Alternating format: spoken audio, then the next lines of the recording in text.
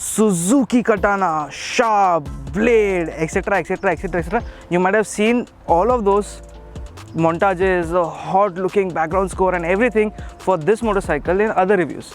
In today's video, I'm gonna have fun with this motorcycle and tell you all the good and bad bits about it, because this one cost almost 16 lakh rupees on road Mumbai, to be precise 15.8, and for that price it is a bit costly. The closest competitor to this one is the Kawasaki Ninja 1000, which is at 14 lakh rupees, just 1.8 lakhs off. But for extra money, does it make extra sense? Well, that sentence didn't make sense at all, and I think that's gonna be the whole review. Before we begin, subscribe to MotorBeam and don't forget to hit the bell icon, yeah?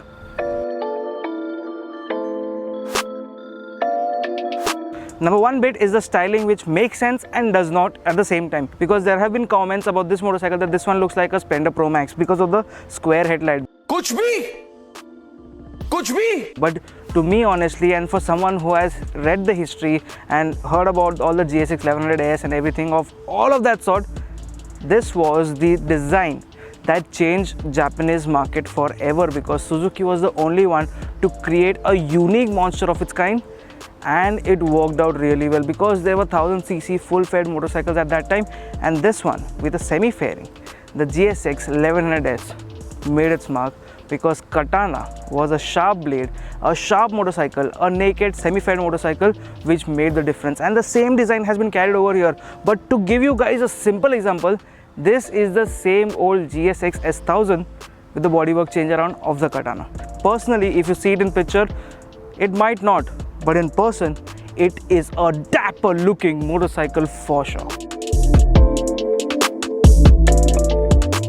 And this motorcycle weighs close to 217-220 kgs, and that weight is felt when you move this motorcycle around, because it is not an easy motorcycle to move around. There is nothing called as a grab rail on this motorcycle. And to tell you guys about the panels, plastic, plastic, plastic, plastic, plastic, plastic, plastic, everything is plastic except for the hanging parts, the mechanical parts, which are made of metal. The overall motorcycle on the top is made of plastic. Yes, it is there just to create the design language, but then a metal, like a metal tank at least, would have made a lot more difference personally. However, that plastic does not bother you as much, because the fit finish on this motorcycle is just precise. Panel gaps, very nice, very edgy, perfect, and you don't really see those uneven gaps. Something that I like a lot, again more on the design, is the tail tidy over here, which looks actually perfect. But then again, it's not just that, it is the minimalist design of the sari guard.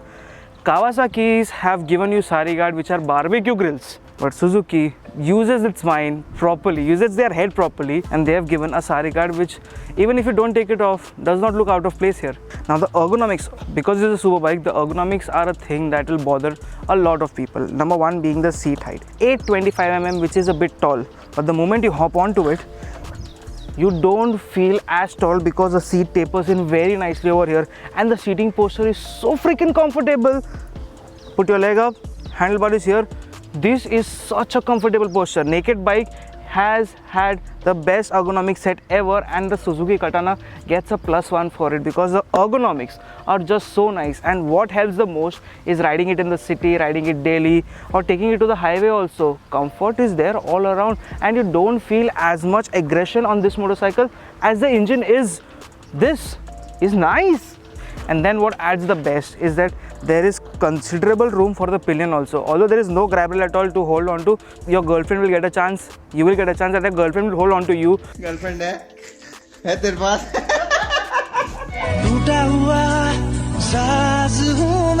Or someone will hold on to you, because they will have to hold on to you. No grab rail, seat is still good. I've always liked offset color wheels, and the best part over here is that you get copper color wheels instead of just being golden, and that stands out for me, because copper, bronze, whatever you call it, you've got golden USG forks, a blue finish all around. So this is a dark motorcycle, to be very honest. It gets two options, white or this blue, and the wheels do stand out. Overall, this motorcycle does look sizable, and the moment you turn it on, you grab as much attention as you can think of it. Attention, because this is a super bike and it does sound like one. The moment you pay 16 lakh rupees for this, it's completely justified. That's the idle note, and here's the rev. That was only till 8,000 RPM.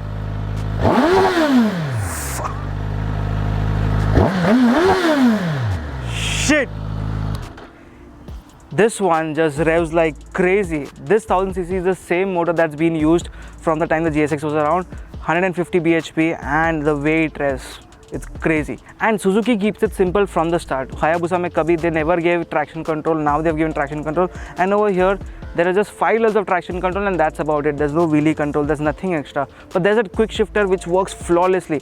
Ups and down shift, you keep revving, like hold the throttle continuously, up and down shift, no problem at all on this motorcycle. Performance, chumma.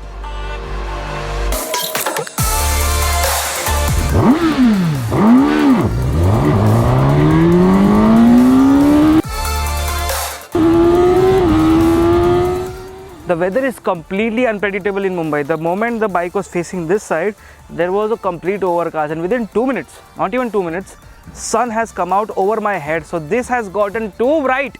Now, paying a heavy sum for this kind of a motorcycle, for this category of a motorcycle, you expect a lot of things. But the meter over here is just quite basic with a normal TFT with an orange background, and that's about it.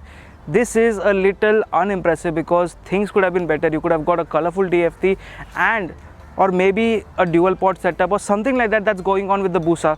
But here it's just quite basic. However, the functionality, details and everything else is quite nice on this. You get live mileage, you get those riding mode numbers, tachometer is looking quite nice. And when I've talked about the mileage, this one returns close to 9.5 to 14 kilometers per liter, and that's about it. With a small 12 liter fuel tank which is usable to up to 10-11 liters only, you get a riding range of just 100 kilometers.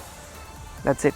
The overall logo, the 3D logo in the center does look nice. It overall feels like a very good looking motorcycle, and if you want a motorcycle that you want to show off with, this becomes a very good pick. And yes, it is a little bit lighter than the Kawasaki Ninja 1000 too. So yes, it is usable and rideable the way you like it. Plus, it is much more better in the city compared to the Kawasaki Ninja 1000.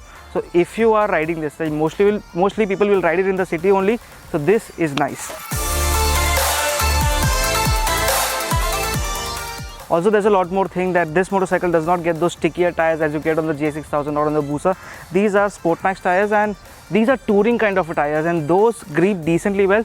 They don't grip as nicely. So tipping into corners is not as quick, not as urgent. But then again, the life on these tires is a lot more than those stickier ones. So you can expect somewhere close to 10,000 kilometers ka range on this. That is a good thing. The suspension is actually compliant to our Indian roads because the front is adjustable and so is the rear, and there's a link setup which is going behind. So overall, this motorcycle is a perfect city plus a highway duty superbike that you can get for yourself if you want to own something that's iconic. And this one is, because it does look the part and does ride the part too.